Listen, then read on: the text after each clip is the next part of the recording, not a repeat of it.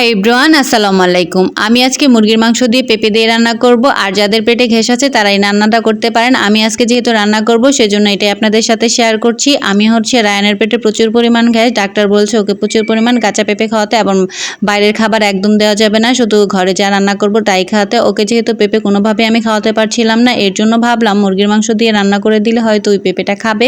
এর জন্য আমি আজকে মুরগির মাংস দিয়ে রান্না করছি, কারণ বাচ্চারা যাই হোক মাংসটা খুব পছন্দ করে, অন্য কোনো কিছুই খেতে চায় না। তাই আমি আজকে মুরগির মাংস দিয়ে পেঁপে দিয়ে রান্না করব, আর সেটাই আপনাদের সাথে শেয়ার করব। পেঁপে খাওয়া তো এমনিতে অনেক ভালো, আর যেহেতু বাচ্চার পেটের প্রচুর পরিমাণ গ্যাস, ওকে তো খাওয়াতেই হবে, যেভাবেই পারি না কেন সেভাবেই খাওয়াতে হবে। তো আমি আজকে ভাবলাম যে পেঁপে দিয়ে খাওয়াই। আর যারা যারা গ্যাসের প্রবলেমে ভুগছেন, অথবা আপনাদের কোনো বাচ্চা আছে যারা গ্যাসের সমস্যা অনেক দিন ধরে ভুগছেন, তাদের জন্য এই রেসিপিটা তৈরি করে দিতে পারেন। আমি যেমন রান্না করেছি ওইভাবে রান্না করতে পারেন, অথবা আপনার যেভাবে মন চায় সেভাবে রান্না করতে পারেন।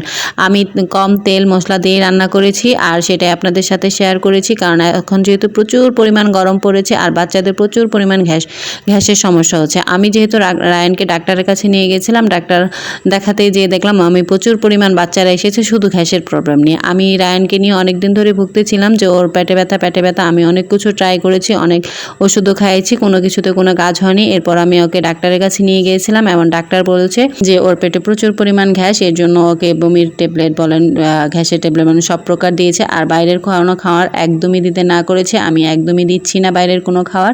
এখন ওকে ঘরে কিভাবে আমি পেঁপে খাওয়াবো, এই কারণে আমি আজকে এই রেসিপিটা রান্না করলাম। আর আপনাদের যদি ভালো লেগে থাকে, অনেকেই গ্যাসের সমস্যায় ভুগে থাকতে পারেন, আপনারাও এই রেসিপিটা ট্রাই করতে পারেন। এখন যেহেতু প্রচুর পরিমাণ গরম পড়েছে, যার কারণে বাচ্চাদের শরীরে একদম দুর্বল হয়ে যাচ্ছে এবং প্রচুর পরিমাণ গ্যাস হচ্ছে। আপনারা চাইলে এই খাবারগুলো বাচ্চাদেরকে খাওয়াতে পারেন। আমার আগে ডাক্তার যা বলেছিল, যে সব জিনিসগুলো খাওয়াতে বলেছে, আমি সেই সব জিনিসই ট্রাই করছি রায়ানকে দিতে।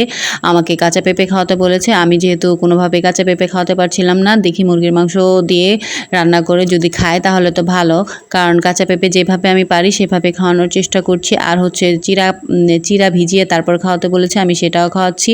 আর ডাবের পানি খাওয়াতে বলেছে, সেটাও আমি খাওয়াচ্ছি। আপনাদের বাচ্চার যদি এরকম কোনো গ্যাসের সমস্যা হয়ে থাকে তাহলে এইভাবে আপনারা খাওয়াতে পারেন।